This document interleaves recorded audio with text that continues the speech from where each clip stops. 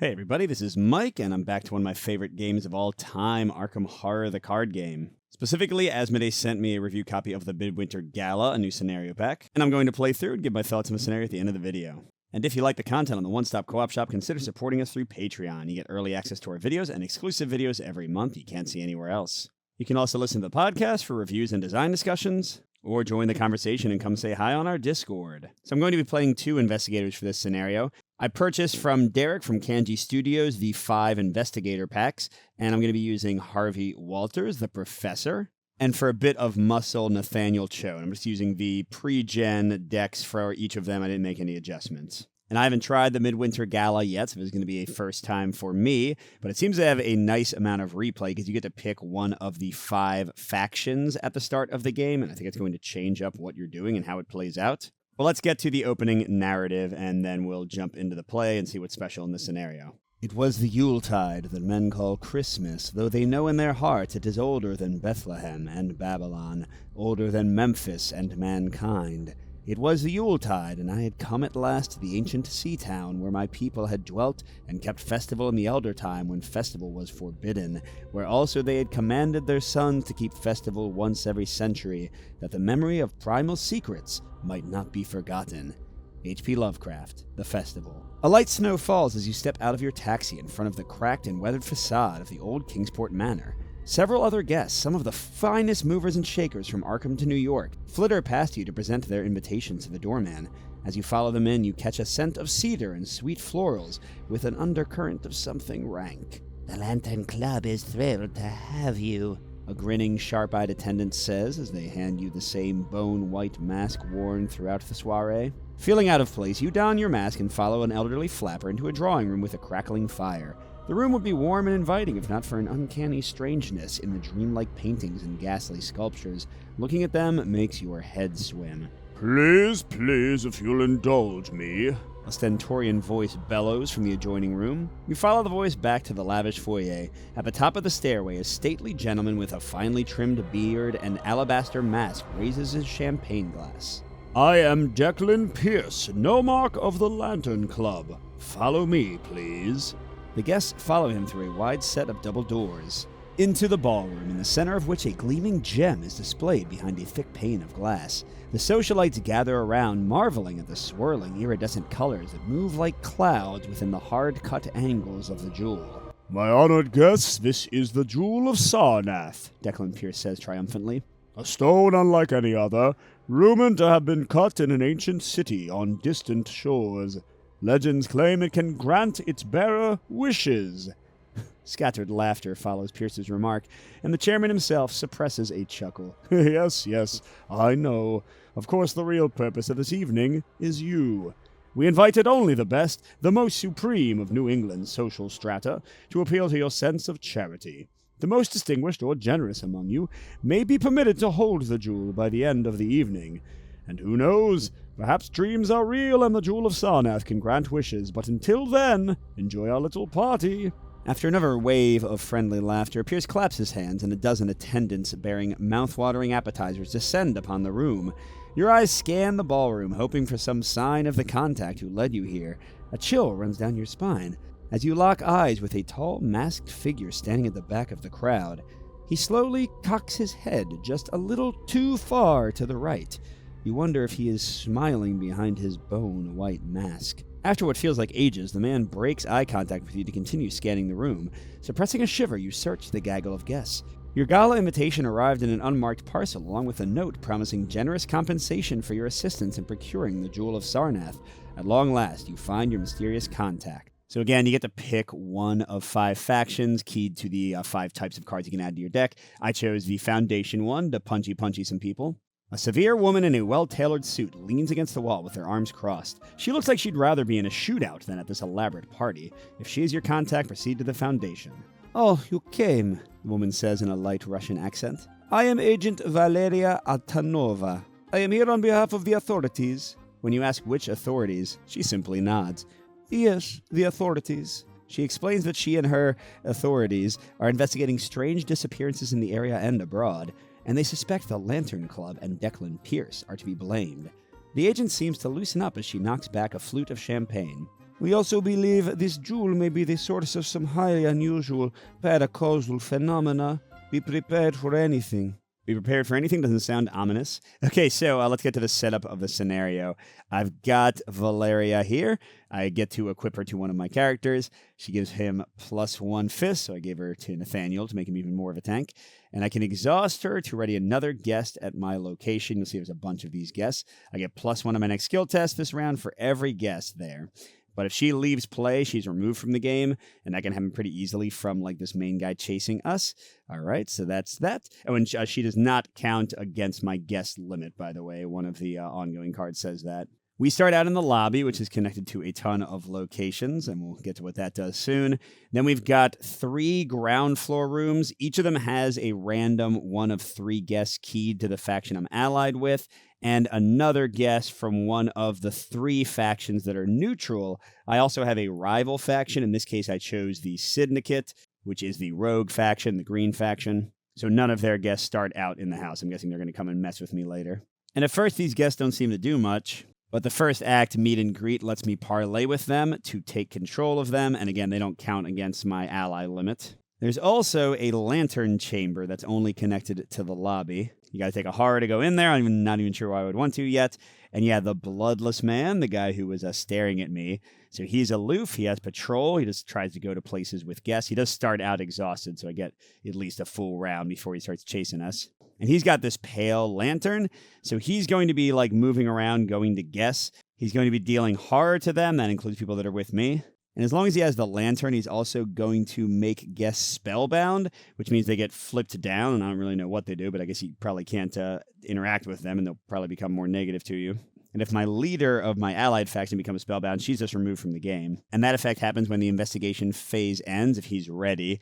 And neither of my characters is very stealthy to evade him and make him not ready. So basically, I don't want to end my turn in the same spot as him, well, specifically Nathaniel, or I'll just lose my leader, which would suck. All right, let's get to our introductory agenda and act, talk about those. Masked revelers. Promising to be a night of intrigue and wonders, the gala is expected to be filled with secrets and whispers that are as much a part of the entertainment as the drinks and music. Okay, so Lantern Club enemies cannot be dealt damage. That's important because I can't punch the bloodless man, since right now the party is very peaceful. If I could use this action if the bloodless man has 1 or more damage on him to test strength or agility and steal the lantern from him, and then he wouldn't be spellbinding the guest. But as long as we're in Agenda 1, I can't do that. It also says Doom cannot be removed from this agenda by card effects, so it's definitely going to fire off in 4 rounds or so.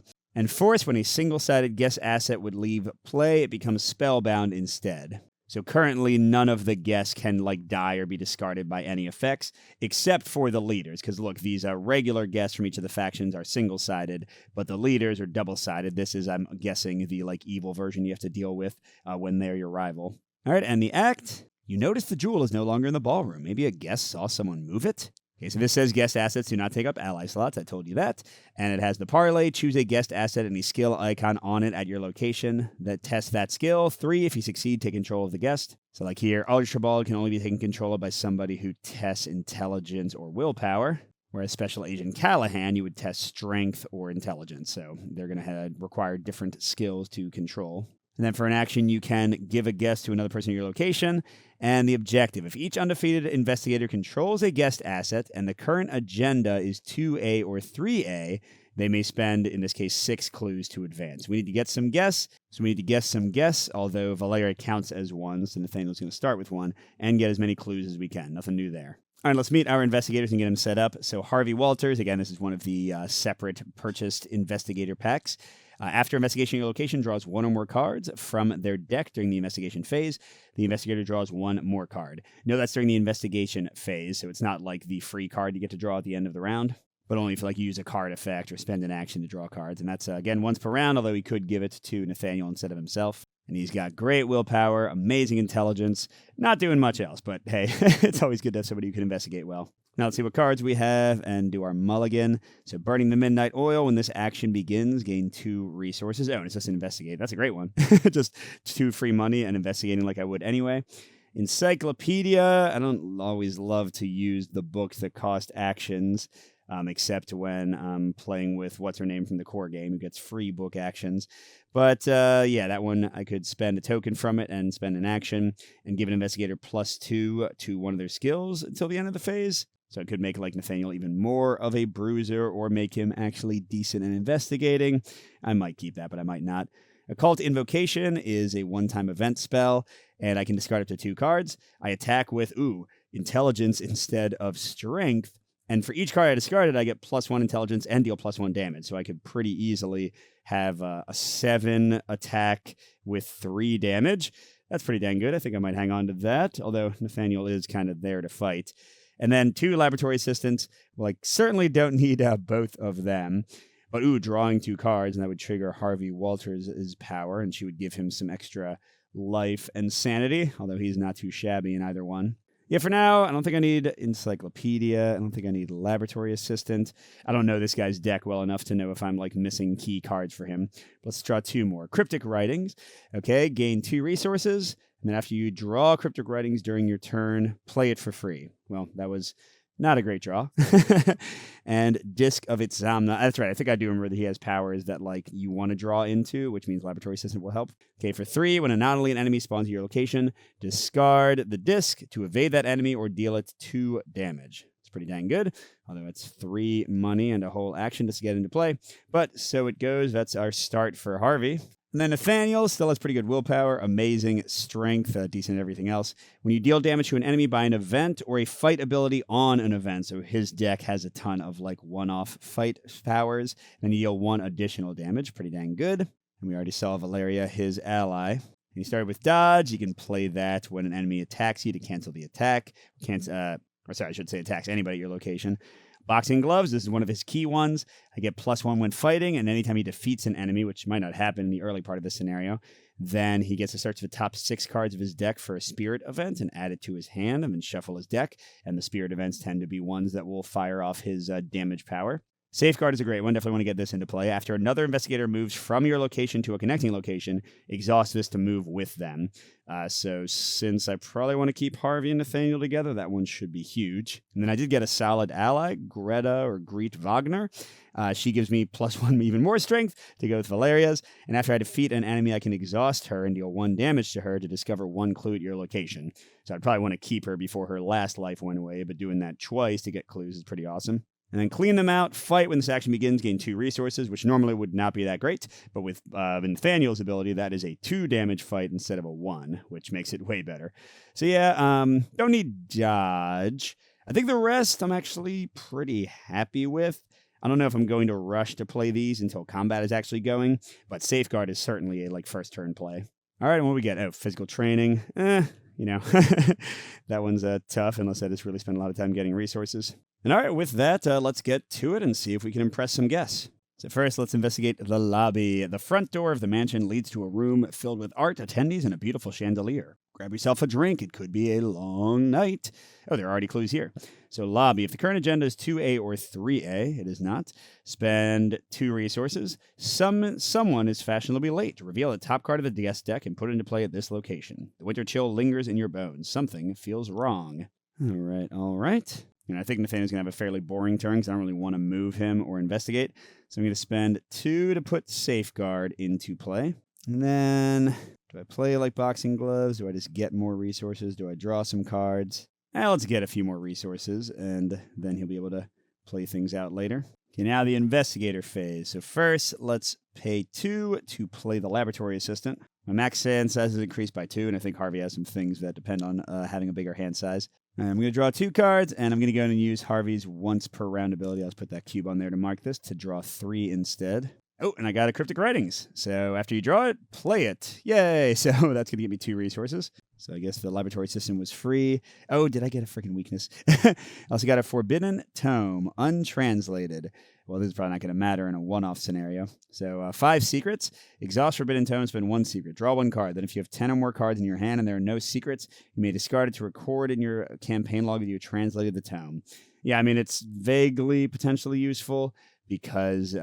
it's vaguely useful because it does give me consistent draw, but I think that's really not a major thing I need to worry about. Okay, put Obsessive Flaw into my threat area. When my turn begins, discard one non-weakness card at random from my hand. At random. Okay, that's great. I could spend my other 2 actions to discard that right now, but that would waste my chance to benefit from Safeguard for Nathaniel. So let's not do that. We'll try to deal with that next turn. Let's go ahead and move. All right, so where do we want to go? Which guest do we want to get? Specifically for Harvey. Archibald at this first room lets us search the top 9 cards via encounter deck for an enemy, draw it and exhaust it, but then you get 3 resources. And then you can also move damage from somebody to somebody else, enemy at your location. That part will be cool once we start fighting. Prudence gives you portents, and you can look at the top 4 cards of the encounter deck and mess with them a bit. Claire boosts your skill test if you commit at least 1 skill card to it. That's pretty good. And I guess Harvey would have the best chance against her because willpower is his second best stat. Special Agent Callahan. When he fights, reduce the difficulty of this test by 1. Although I don't know how often Thanos going to want to fight using this guy's ability. When you trigger a action ability on an ally or weapon asset, exhaust Special Agent Callahan, deal 1 damage to an enemy or location. Wow, that's good. So that includes his own ability. Although again, Nathaniel tends to want to be fighting with his event card, so that's a good one, but not like necessarily the only thing I want to get. How about these last ones? Here's an intelligence one. Lucas Tetlow. After the last clue is discovered at your location, exhaust him. Search the top 9 cards of your deck for an item asset and draw it. If it's a relic, gain 2 resources. If it's a tome, you may play it. Oh, wow, this is really good. Yeah, that seems like the one for Harvey, right? And then Horacio Martinez. While you control him, he may be assigned damage dealt to other investigators at your location, and he's got 4 life. Wow. After a non-elite enemy attacks you, exhaust Horatio, exhaust that enemy, and it cannot ready this round. That's pretty dang good, too. Yes, I think let's go here first, because all of these are adjacent to the lobby. So Harvey will move there, and Nathaniel's going to exhaust Safeguard to come right along. Let's see what we got. The stately halls are filled with the sound of music and laughter. It's the bar room. So a lot of clues. Oh, wait, frig. I forgot that there were clues back at the lobby. Hold on. Before I move here, let's say that I spent Harvey's second action to investigate. So he's got 5 intelligence, and that's a 2. What's this one? Minus X is a current agenda number, which is 1. So that's a -1. Easily succeed. Okay, so now we got 1 clue, and then we'll move. Because, again, I don't want to waste Safeguard. All right, so where were we? The bar room. So there's 4 clues here. 3 Shroud. Spend 1 resource. Buy a drink. Heal 1 damage or 1 harm from an investigator or guest asset at this location. The ability is not very useful yet, but 4 clues is certainly a lot to tackle. All right, that brings us to the enemy phase. Boop. Lantern Boy is ready, although we're going to get another kind of free turn when he moves to the lobby. And his patrol just says nearest location with a guest, which I guess means we can pick which one he goes to and have him not go to our location. All right, so Nathaniel gets a resource and draws into good over here. Okay, choose a non-elite enemy or location or connecting location. Move that enemy or location, engage it, and attack it. Seems unlikely that will occur because the guy that I can't fight yet is an elite, so I can't use it on him. And I imagine that since we're together... Well, actually, I guess if Harvey gets an enemy, I could use it to pull them onto me and attack them with the +1 damage bonus. That might be good. Speaking of Harvey, he's pretty rich. And we get another Burning the Midnight Oil. That's cool. We do have to remember that Obsessive will trigger in a moment. Probably need to get rid of that this turn. And that brings us to the Mythos phase. We get our first Doom. Okay, now we draw from the Mythos. Secret Door. Attach to a location with the most investigators and without a secret door attached. Oh, we cannot leave this location. As an action, test 3 willpower to search for the passage or 3 intelligence to discern the way out. If you succeed, discard this. So that's really not too bad. Okay, and then Harvey gets Mind Extraction. Test willpower X. Okay, X is 1 plus the current agenda number, so only 2. Pretty good chance that he'll succeed, but let's see. Uh-oh. -2, -4 instead if you're at a private location, which I'm not, so cool, we succeeded. What would have happened, though? If you fail, take 2 hard. Then if the Bloodless Man is in play and the investigator controls the Pale Lantern, flip it over and attach it to the Bloodless Man, so he can just steal it back. Well, that's good to know for later. All right, let's start with Harvey. And you have to discard a card at random. This sucks. And it's my cool attack one. Oh, well. Yeah, I hate to do it, but I'm going to spend 2 of my 3 actions just to get rid of this. Gosh, that sucks. And then let's go and investigate using Burning the Midnight Oil. So I gain 2 resources automatically. Harvey definitely is not poor. And we're investigating here with a Shroud of 3, so we need to get... Okay, that's fine again. Although, man, I'm getting some bad stuff. That's 2 out of 6 clues needed, although Harvey also needs a guest with him. All right, as for Nathaniel, let's see. Why doesn't he spend 5 to get Greta out? Sure. And then, yeah, I kind of wish that I did have the encyclopedia now so we could actually help investigate more. Let's try to get Horatio or Lucas. No, we liked Harvey for Lucas better. Let's get Horatio. So that's going to be a 3 strength test. He's got 7 strength, so he needs to not get the auto fail. Whoa. That was as close as it could have gotten. He would have failed with anything less than 7. Okay, he does take control of that guy. I guess he could spend an action to just pass him along to Harvey. Yeah, this guy just takes damage for anybody. That might actually be the most useful thing he can do, or he could get the other guys. Yeah, you know what? For now, he's going to spend an action and pass this dude to Harvey. Why not? Not really being blown away about our abilities here until Nathaniel gets to punch things, then stuff will become a bit more interesting. All right, so now we do both have allies, so if we can get 4 more clues, we can advance. All right, the Bloodless Man heads into the lobby, so next turn he's going to move where the guests actually are and start spellbinding them. Harvey, what you got? Thrice Damn Curiosity. For every 3 cards in your hand, take 1 damage. Well, at least both his weaknesses are out of the way. And actually, this was not a bad time at all to get it. Take a single damage. And hey, yeah, Horatio, you take it. Why not? All right, Nathaniel, how about you? Monster Slayer. Ooh, an event that deals +1 damage, which means it would deal 3 damage. And you will notice that pretty much nothing he has gives him plus strength, which is why Valeria and Greta are so helpful right now, because it's going to make him a 7, doing like 3 damage with a single attack. Bring on the enemies, y'all. I'm ready to kill them. I imagine it'll probably be tied to the agenda advancing. There's 2. And Harvey was first this time. What have we got? Oh, another mind extraction. Okay. Wasn't too hard last time. That's the minus the current agenda number only once. We're fine. And then Nathaniel. Ooh, is it an enemy? Yes. Humanoid Lantern Club. I can't put damage. Yeah, each Lantern Club enemy cannot be dealt damage. Stupid. Okay, so spend 1 resource to parlay and automatically invade this enemy. You spend 2 resources to discard it instead. Oh, man, really? So I literally cannot fight her to get rid of her. She's just going to, like, sit there and annoy me. All right, well, let's start with Harvey. I think he's just going to investigate 3 times. I don't know if he needs to do much else. Oh, wait, hold on. Now, this guy, when the last clue discover your location, exhaust him. Search the top 9 cards of your deck for an item. Oh, man, I want to get them on him before the last thing is discovered. So maybe Nathaniel, like, evades this lady. And then if Harvey gets her, he has more than enough money to actually get rid of her for good. Or Nathaniel can maybe punch her if things advance. So, yeah, for his first action, he'll just evade her. Wah, wah. Then for his second action, I think I'm going to try to get Lucas. Just to give him to Harvey. Man, I'm not using... Okay, there's the skull again. I'm not using Nathaniel's ability well. So, yeah, he'll pass it along. Okay, now Harvey's going to try to investigate 3 times, and if he succeeds all 3, he'll get to use Lucas's ability as well. So first we got, what is that? -X is the number of guest assets at your location. Uh-oh. That's 3, so that's definitely a failure, because Harvey has the 2 that were here already, but then our Valeria ladies counts as another one. Okay, then second action. Oh, what is Harvey's? +1, definitely enough. Oh, and we draw a card. We'll go use his ability to draw 2. What do we got? Arcane Enlightenment. So that's an asset. Oh, it takes up a spell slot. Your maximum hand size is increased by 1. You have 1 additional hand slot, which can only be used to hold a tome. Nice. Another laboratory assistant. Okay. Okay, and then final action for him. And don't forget the door is still secret here. -2. That'll work. So we're 2 clues shy of our goal. Everyone has a guest, and there's 1 clue left of the bar room. Okay, enemy phase. Show refresh. And yeah, I'm going to put her on Harvey because you can get rid of her much more easily, although I wish I could just punch her. And the Bloodless Man patrols to the nearest location with a guest, which is all 3 of these equally. And he'll do something bad at the end of the investigation phase. He'll be dealing hard to all of them and other stuff. Let's send him... I think this place seemed to have the least interesting looking guests, so we'll put him there for now. Okay, upkeep. Witten Green, Hunter of Rare Books. While you control a tome or relic, you get +1 investigation. That's definitely good. Or intelligence, sorry. After you reveal a location or put a new location into play, exhaust Witten Green. Search the top 6 cards of your deck for a tome or relic and draw it and shuffle your deck. Nice. So I want to get her in play and I guess throw away the laboratory assistant. We'll try to make that happen. We certainly have the money for it. All right, Nathaniel. Vicious Blow. Man, we've got so many ways to deal extra damage.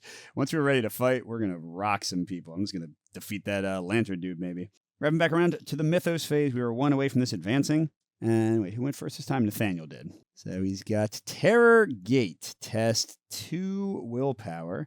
Gets +2 difficulty if a rival enemy's in play. No.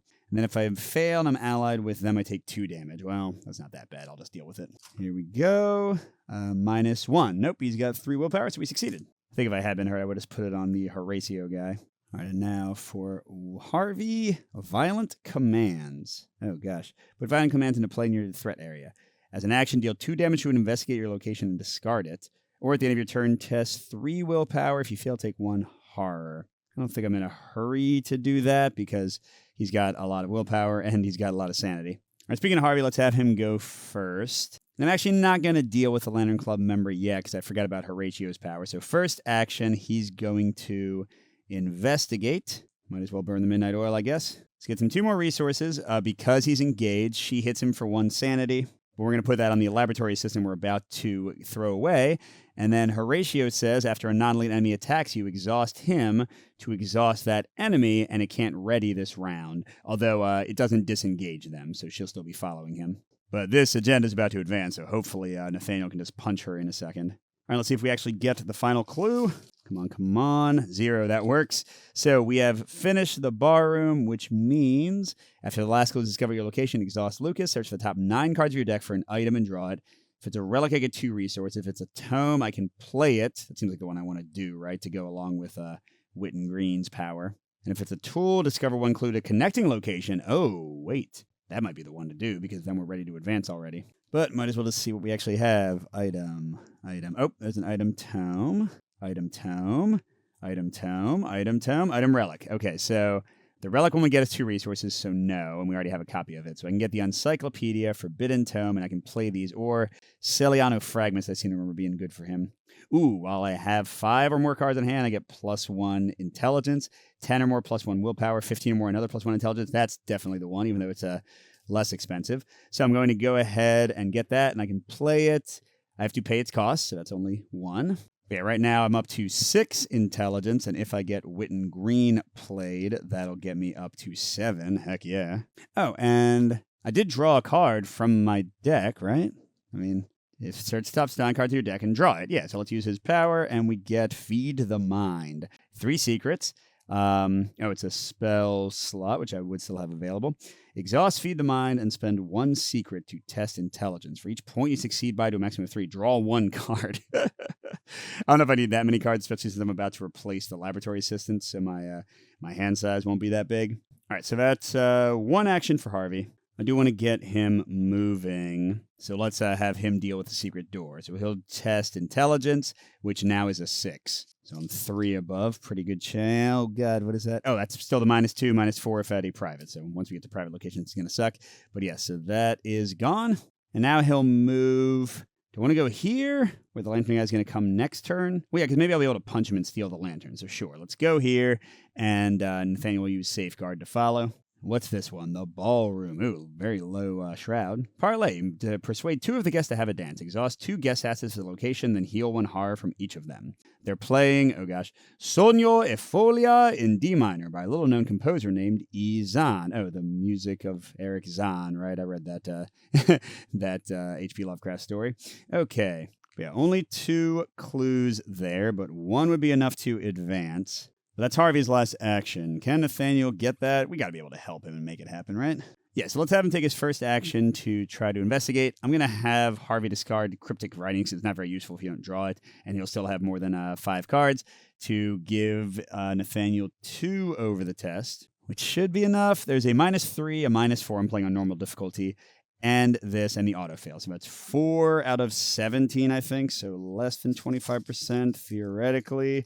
We might be okay. Hey, we are. All right, so we get our 6th clue. We are ready to advance at the end of this turn. Should I get Special Agent Callahan? So he would let me fight with -1, and I could exhaust him to deal 1 free damage to him. I mean, that seems really friggin' good. Yeah, you know what? I am going to go ahead and have Nathaniel do his second action to try to get him with strength. Once again, I need to not get an auto-fail because I'm at 7. Awesome. All right, last action. Honestly, I'm just going to get a resource, I think. Okay, it's the end of the investigator phase. So he deals 1 horror to each investigator and guest asset at this location. And then because the pale lantern is attached, each guest becomes spellbound. Spellbound is a new power. It's a condition that can affect guests. When a guest becomes spellbound, they lose control of it. So if it was one of our guests, we flip it face down and remove all damage and horror from it. Oh, so they would have taken 1 horror, but then they get flipped and lose it anyway. And yeah, when a leader becomes spellbound, they're removed. If they're flipped up, they're no longer spellbound. And okay. So Archibald and Prudence are flipped down. And I assume that since like it says no card effects can interact with them and that they're not face up, they don't count as guests anymore. So I assume he's going to go to my location now. So yeah, we'll stay in the enemy phase. He comes over here. Lantern Club member does not unexhaust yet because of Horatio's power, so she's going to be continuing to do nothing. And we go to upkeep. Let's see what Harvey's getting. Deduction. Oh, that's a nice one where you just discover an extra clue and it gives +1. Awesome. Although not sure if we'll need more clues right away yet. Okay, then Nathaniel's not drawn any of his weaknesses yet, so let's see. Oh, safeguard comes. Another vicious blow. Oh my gosh. He's at 7 cards. Yeah, we need to start fighting people so I can actually use them. All right, so here we go. We're advancing the agenda. And what's going to happen? A crash resounds from somewhere deeper in the manor, followed by a scream. Declan Pierce emerges to calm the crowd in the ballroom, but you can't help but notice the masked attendants have positioned themselves in front of each of the manor's many exits. Hey, here we go. Shuffle each set-aside monster enemy, both copies of Vicious Ambush Treachery, and the encountered discard pile into the encounter deck. I feel like Nathaniel's about to be happy. Commotion stirs deeper within the manor as various guests ask the attendant to be let out. Other guests shuffle through the manor with dead eyes and blank stares. Okay, parlay abilities on Lantern Club enemy cannot be triggered. Haha, but we can fight them. Thank you. Doom cannot be removed from this agenda. Okay. When a single-sided guest asset would leave play, it becomes spellbound. Same thing. All right, so we got a little while, and we're adding a bunch of enemies to the deck. Should be fun. All right, so now we're drawing. Oh, who was first this round? Right, it was Harvey. Okay, so Harvey's got another secret door. We definitely don't want to stay here with the Bloodless Man. That's not great. And, Vicious Ambush. If no monster enemies are in play, Vicious Ambush gains Surge. Okay, so we just draw again. That was not too bad. Never mind. And, Mind Extraction on Nathaniel. So let's see. What's going to happen? X is 1 plus the current agenda number. Oh, man. So it's a 4, and he's only got 3. Oh, no, sorry. 1 plus, so it's a 3. So he's tied. If you fail, take 2 horror. And there's no Pale Lantern for him to steal, so that part's not too bad. Nathaniel's got a lot of allies he can put horror on, so let's just tank it. Yep, we failed. Oh, man. I guess if I'd boosted myself even 1, I would have been fine. Yeah, so let's put 2 on Valerio. How about that? All right, so now we could engage this guy and attack him. Can we do 6 damage in 1 turn? I feel like Nathaniel can do that. I mean, shoot, he can almost do 6 damage in 1 attack, right? So let's see. If I attack with, like, Clean Them Out or Monster Slayer. If I attack with Monster Slayer, so that'd already be a 2 damage attack. His event would make, or his ability would make it a 3 damage attack. 2 vicious blows would make it a 5 damage attack. And then, heck, I could attack somebody else with Agent Callahan's ability and place 1 damage on the guy to finish him off. Yeah, so this should be easy. Oh, that's right, but he's aloof. We need to engage him. Where's the one that lets me, like, engage? Get over here. Choose a non-elite enemy. Oh, man. Okay, so, yeah, we're still going to have Nathaniel go first. Should I do boxing gloves? I mean, no, he's got a ton of cards right now anyway. All right, so first action, he's engaging this dude. Okay, so when this enemy is defeated, flip him over, exhaust him, and heal all but 6 damage from him. So I want to do exactly 6. Oh, geez.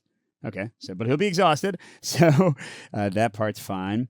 And then I can steal the Pale Lantern if he's got 1 or more damage on him or if he's in the victory display. But I don't think his monster side doesn't use the Pale Lantern to, like, mess with anybody anyway. So, okay, so 1 to engage. And 2, here we go. We're going to go crazy style. I think the only way we'll be able to fail is if we get the auto fail. So I'm doing Monster Slayer. That's attacking with +1 damage. And I do have to use my ability until I actually deal the damage so I can see how it goes. I mean, hopefully it'll go fine. And then I'm going to play both Vicious Blows. So currently this is, if I use my ability, a 5 damage attack. And I've got +2, 3, 4. So I'm a 9 versus 4. So again, only the auto fail can whammy me here. And, oh, that was even nicer. Okay, so 5 damage. Spapow. How do you like that, sir?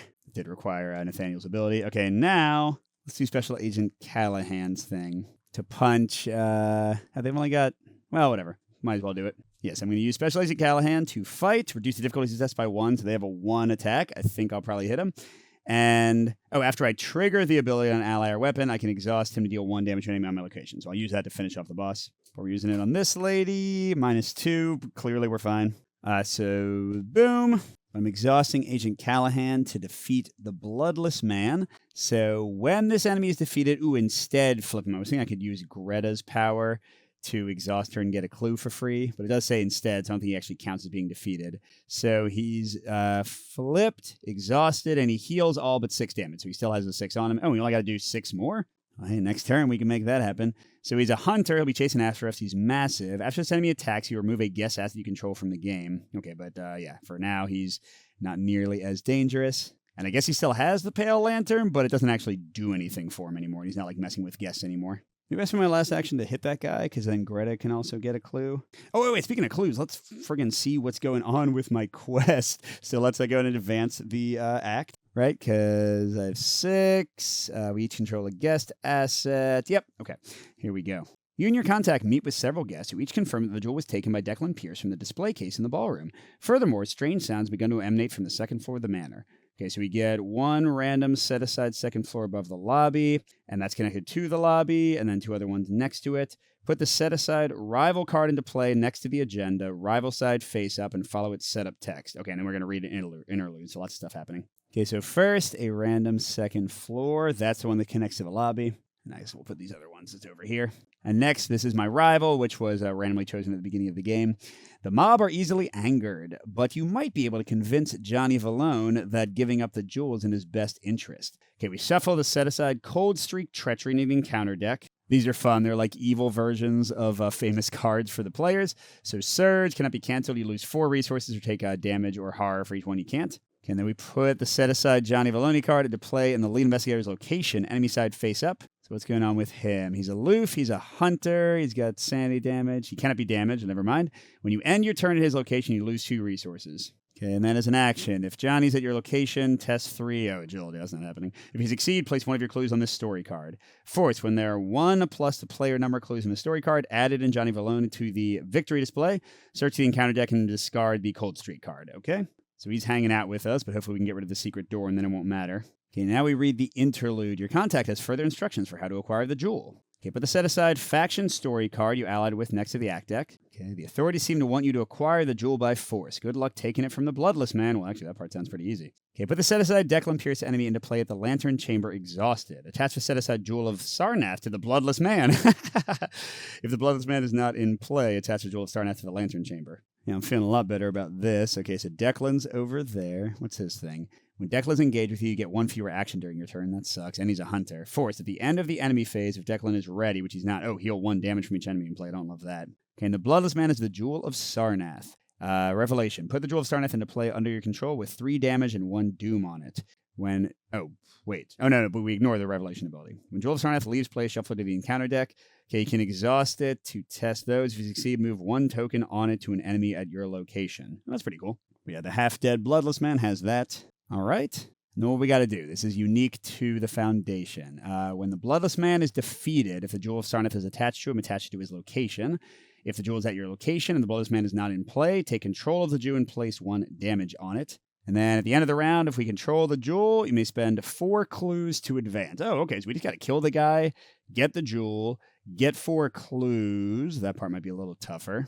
And then end of game scoring, 4 points if no non-weakness enemies are in play. 2 points instead if exactly 1 non-weakness enemy is in play. So here, let me talk about the scoring thing, because it says it on the new act as well. You must help your contact and their associates no matter the cost. Okay, guests still do not take up ally slots. You can still parlay. So we need to complete the objective on your faction story card and try to accomplish as many tasks as you can from the back of the rule book. So this is a little thing to give you different things to try. So we get 1 point for each manor location with no clues. So if we finish off the ballroom in the lobby, for example, that would already be some.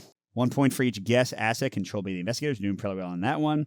4 points if no spellbound cards are in play. I don't even know how to flip them back over yet. 5 points if the agenda is still on 2A. So if we can win in the next 6 rounds, that's definitely doable. 4 points if the Bloodless Man's in victory display. Well, that's going to happen naturally with our quest. 3 points if the Pale Lantern's in the victory display. I forget how to do that. I think it's on the card. 3 points if Declan Pierce is in the victory display. 4 points if a rival story card is in the victory display, so if we paid off the mob. 3 points if no investigator is defeated and we have 4 or less damage. That might be possible. Another 3 points for horror on our characters. And then for difficulty mode. And then the points we get from our faction card, which was 4. Okay, so we can do a bunch of that, I think. All right, so what do I want to do for Nathaniel's last action?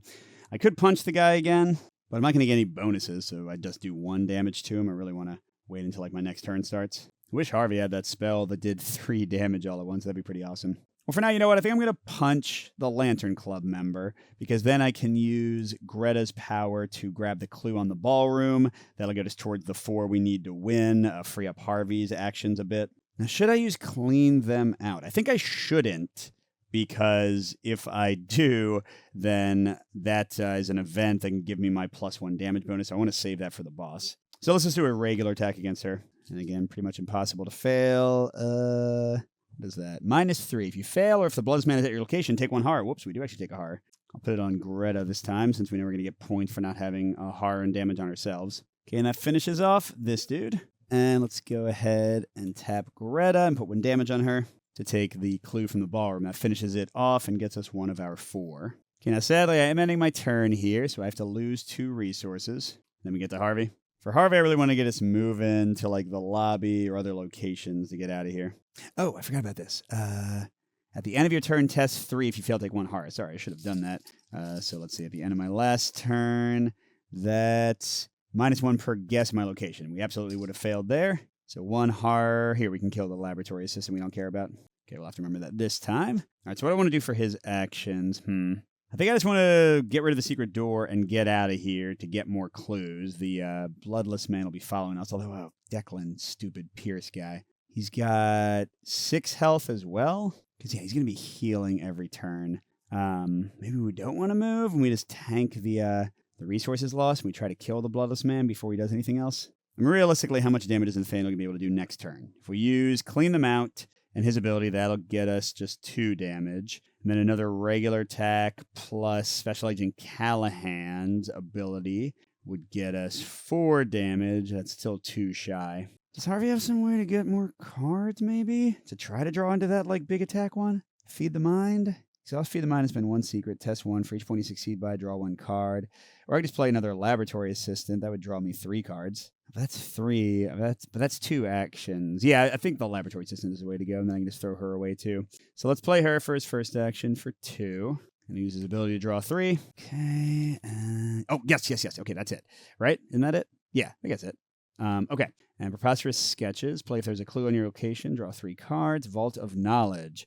Ooh. Harvey only. Your maximum hand size is increased by 2. After you successfully investigate, exhaust Vault of Knowledge and choose to investigate your location to draw 1 card. Wow, that's good for him. I'm not sure if we need it anymore, but it's very good. Oh, what's his max hand size? She made it 10, so he's fine. Okay, so this, I could place as my next action. I have to discard up to 2 cards from my hand. The attack uses Intelligence instead of Fist, and so I get +1 if I discarded 2 cards. Sorry, +2 if I discarded 2 cards. So that make him 5, 7, 8 from the Celiano fragments. So that's 4 above. So once again, I think only the auto loss would doom me.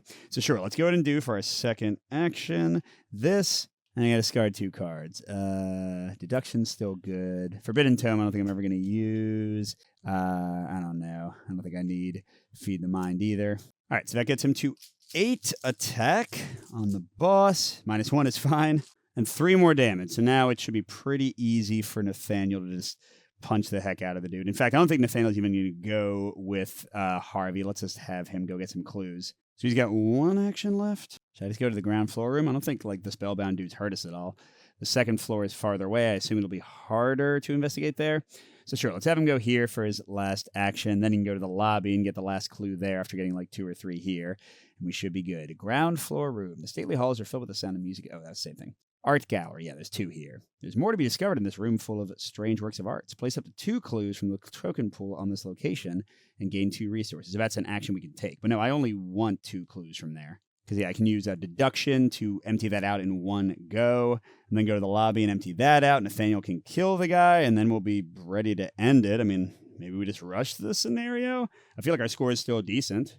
But end of turn, let's see how our horror check goes.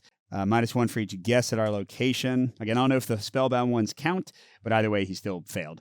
So we'll put the horror on our new laboratory assistant, same as the old laboratory assistant. Okay, an enemy first. He wakes up. Cool.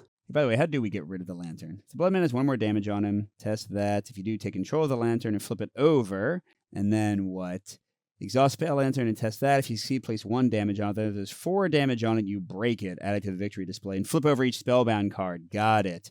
Oh, and I can also just flip over Spellbounds as an action with this, so that's how I would get rid of the Spellbounds. But yeah, that's 4 actions. Oh, unless I used, where was that one guy? Oh, he got flipped over, but the one that moves, where was it? Move 1 damage from an asset at your location to a non-elite enemy. Never mind, you can't move it to the lantern. Yeah, that seems like too much work. But yeah, that guy's ready. Declan's ready. I think that's all the enemies currently. Oh, I forgot Johnny. But he's not going to move, and Harvey moved away from him, so he's just going to keep on shaking down Nathaniel over here. All right, let's go to the upkeep phase. I think we're pretty close to finishing this up. Extensive research. Reduce the cost to play extensive research by 1 for each other card in your hand. Discover 2 clues in your location. It's a 12, but, I mean, yeah, I guess we don't really need that because it's still an action, right? And this location is not really hard to discover from, but we could still do it just to be sure we don't fail. All right, and Nathaniel. More boxing gloves, which I probably should have played, but yeah, this was not a fighting heavy scenario, especially if I rush it. All right, so Nathaniel's first, and Entrap. Uh-oh. Test 3 agility. If you fail, which I probably will, and the Bloodman's at your location, no. The Bloodman is at another location. He readies, moves until he reaches your location and engages you. I mean, I want him to. Oh, wait, he is in my location. That's right. A guest asset you control becomes spellbound. Oh, that would suck. Okay. Do I have any agility boosters? Nope, I have exactly 0. So I have a 1 in 17 chance of drawing my +1. Nope. Okay. So who do I want to get spellbound? It has to be a guest. I need Special Agent Callahan, so I guess it's going to be Valeria, and she's taken out, right? I mean, that's -1 in strength, but I haven't really felt like my strength needs to be too much higher. Well, actually, now it would only be 6 versus the boss's 4. Is he still a 4? Yeah. Oh, no, he's a 3 now, but he's big. Okay, so yeah, we should be okay. Oh, well, that sucked. And now what might suck more is what? Oh, okay, he's also getting this. Oh, but he's also going to fail. But the Bloodman is... Oh, no, he's going to move to reach his location. Crud. Oh, by the way, did Harvey move where there's a secret door? Gosh darn it. Hold on. I'm putting Harvey back where he was. And let's say that he tested to get rid of the secret door instead. And that's current agenda number is 2. That's fine. Okay, shoot. So then he's going to also have a guest become spellbound. This is stealing my score, y'all. Does he have any fault of knowledge? I mean, yeah, I don't think I'm going to have time to use it. So boom, we're giving ourselves 3 agility. Oh, hey, draw 1 card. Yay. Now, it's not during the phase, so he can't use his power, but he does not have to get rid of a guest. Cool. Oh, but let's see. He did lose 2 money, right? Because now Johnny Valone was still on his space. All right, Nathaniel, you are up, sir. So I need to do 3 damage. So it's going to take 2 attacks no matter what. And I've only got 6. I'm 3 above him. Okay, so let's try clean them out. So I got a 3-point advantage. That works. Okay, so I'll use my power. I get 2 resources. And that gets him down to 1 life. Boop, boop. Okay, and then I guess I'll use Special Agent Callahan, right? Okay. So reduce the difficulty of this test by 1. That's good. So I'll fight, and then I deal 1 damage to him automatically, so it doesn't actually matter because he doesn't have retaliate. But hey, let's see anyway. Hey, we hit. All right, so he goes to the victory display. Hooray. The Pale Lantern gets attached to its location. Okay. And the Jewel of Sarnath, what did they say?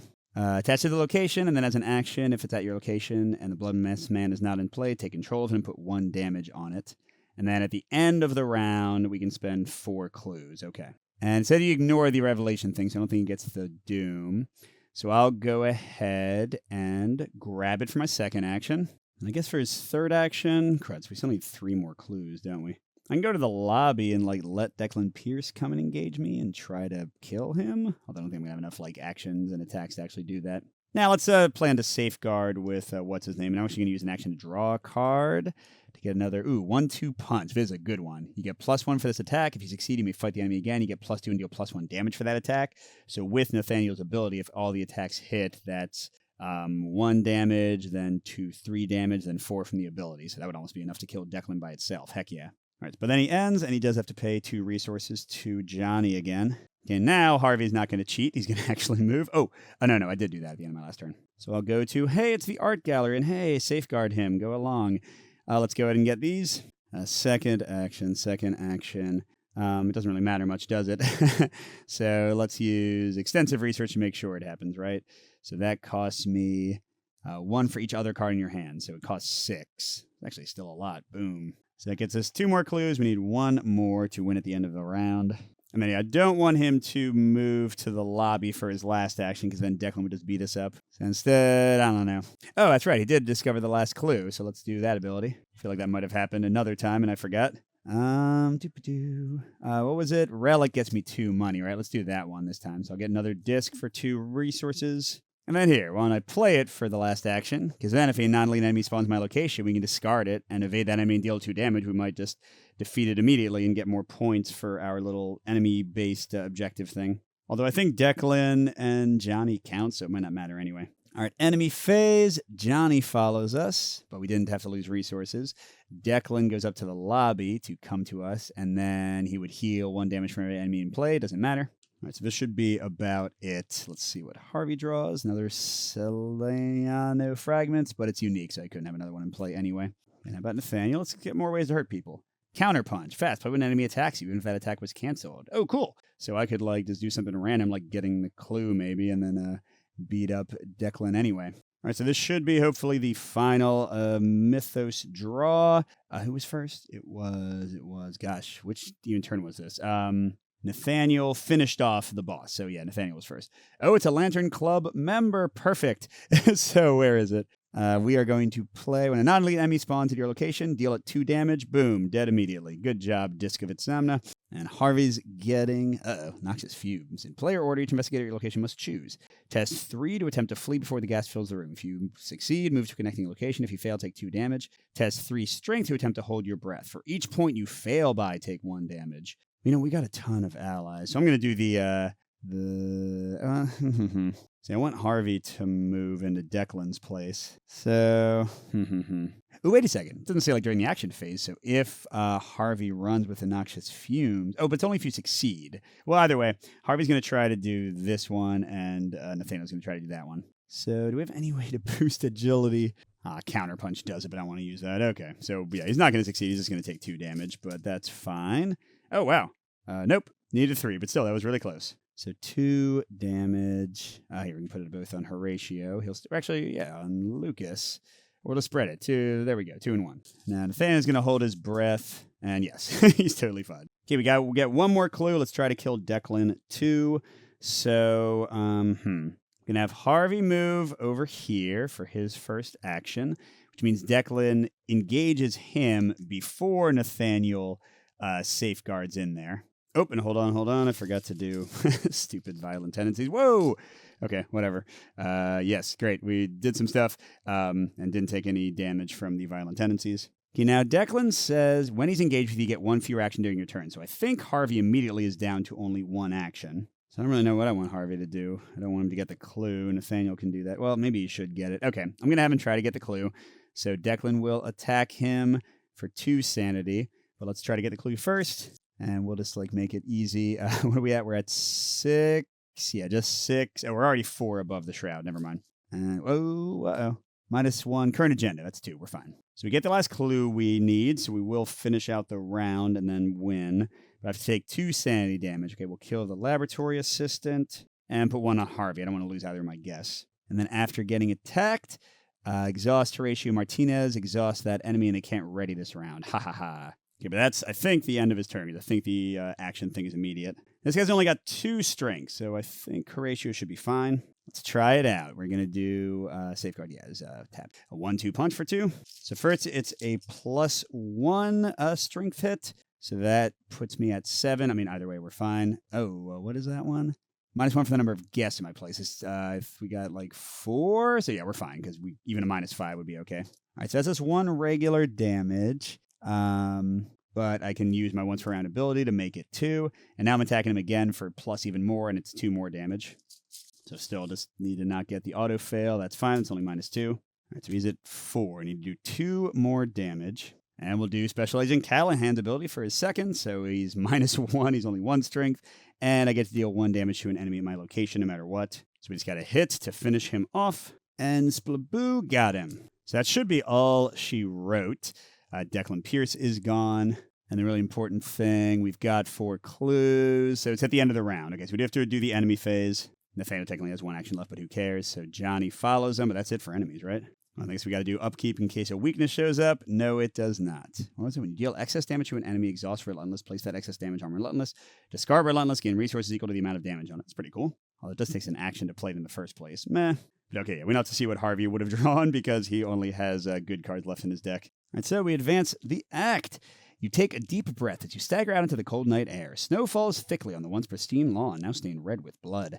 The manor is dead silent behind you. The jewel of Sarnath pulses with an unearthly light in your palm, and for a moment you feel a balmy breeze, a sense of another place both familiar and dreamlike. Was the gem worth all this devastation? Here we go. You look up from the jewel to see your contact standing in front of the manor, silhouetted in the moonlight. Didn't she die? Each investigator may choose one single-sided guess asset under any investigator's control to add to their deck. Nice. And if the scenario is a side story during this episode, let's see, if we were continuing on, we can get Horatio, Lucas, or Agent Callahan. I definitely have Nathaniel keep Agent Callahan. Both of them are pretty dang good. Might do Lucas. He's a little cheaper to play. But yeah, they're solid. Although they are taking up the ally slots. Unless we were playing a campaign and got charisma, I don't know if they would actually matter that much. Okay, and it says, during the setup of each subsequent scenario in this campaign, you may shuffle the Jewel of Sarnath into the encounter deck. Well, that's super interesting. And then you would have its special ability. Okay. And it's certainly nicer than drawing like a really bad card. Okay, and then, cool. So we go to a different resolution based on our faction. Agent Antonova turns and strides toward you, her left cheek spattered with viscous ichor. I did not like this party at first, but it became much more interesting once they locked the doors. She grins, then lays a hand on your shoulder. I've reported the strange effects of this jewel to my superiors. They want it brought to our offices for safekeeping, but I have several other obligations to attend to before I can deliver it. I suppose there is little harm in letting you hold on to it for now. Know that I will be back later to collect it. After seeing the chaos the jewel brought to the gala, you wonder if you're being used more as a case study than a recipient of its power. Your skin prickles as you sit in the backseat of your cab and you have the feeling of being watched. You turn to look back at the manor's facade to see the nightmarish face of the bloodless man staring down at you from the window. As the manor disappears from view, you think back to Kingsport, a city shrouded in mystery and folklore. The city beckons with its name alone, conjuring up images of misty sea cliffs, shadowy coves, and ancient brooding mansions. For generations, stories of inexplicable phenomena, strange dreams, and haunting legends have plagued Kingsport. After tonight's events, you finally understand why. Okay, so each investigator earns experience equal to the victory X. I think we only got one from killing the bloodless man. But then our score will give us bonus experience. So let's see, 1 for each manor location. We had 4 clears, so that's 4. 1 for each guess, that's 3, so that's 7. We don't get the spellbound bonus. We do get that, so that's 12. Bloodless man is defeated, that's 16. Pale Lantern's not, Declan Pierce is, that's 19. We didn't defeat the rival. We definitely get both of these. We weren't very hurt, so that's 22, 25. And then 4 more for our faction, 29. All right, so not amazing, but 3 experience and a free ally is pretty dang good for a side mission. Of course, playing on medium and getting pretty lucky with just being able to beat the crap out of the boss was nice. So what do I think of this one? First of all, I appreciate side missions that let you get meaningful, neat stuff for like new combos in your deck. And I think the big variety of allies does that. There's 15 of these allies that you can recruit in this mission. It also gave a decent amount of experience, and you saw I could have done even better and gotten more, which is another thing that I like to see in a side mission, because some of the ones that like don't give you any experience just seem like, what's the point? What's the purpose of going? It is one of those missions that you see a lot of in Arkham where like the first half is almost no combat and then there might be a lot of combat in the second half. Of course, this one was highly dependent on combat because of this, I think. So let me see what the other one would have been. Yeah, so as kind of expected, some of them have you like moving up into the upper floors more or getting more clues. None of them have as much fighting as one I just played, so I do like that. It seems to be more variety and replay than in the average kind of scenario. The fact that you'll have a different rival as well, not that Johnny like drastically changed things, because it was pretty hopeless for my characters to fulfill his objective anyway, but it would have been cool to try doing that. Oh wait, speaking of objective, wasn't there a way for me... 4 points of no... Oh, I didn't actually get the full points. 4 points of no non-weakness enemies are in play. No, Johnny's in play. 2 points instead of exactly 1 non-weakness enemy is in play. Okay, so I got 27, not 29. But yeah, this one is neat. I could see it being a little bit samey, especially the first half. I mean, you only have 4 locations to go amongst for the beginning of the game. Now, depending on your objective, you might need to go to the top floor more. And I certainly could have just like stayed and tried to farm for more points, although more enemies would have been popping up, so that might have been tough. The Pale Lantern mechanics seem cool to rescue people and get points for that. Although, again, I didn't really pursue it much here. because it does seem very action intensive. So yeah, I think this has maybe more replay than most scenarios, but I do wonder whether the first half will be a little samey game to game. Either way, I enjoyed playing it, and hey, I liked Nathaniel quite a lot. I mean, man, he did a ton of damage. And then Harvey, I don't feel like I really got to explore his full potential, but he seemed pretty cool too. So thanks, Derek, for selling me those character decks. That was fun. Thanks for watching, everybody. Good gaming, and I'll see you at the next stop.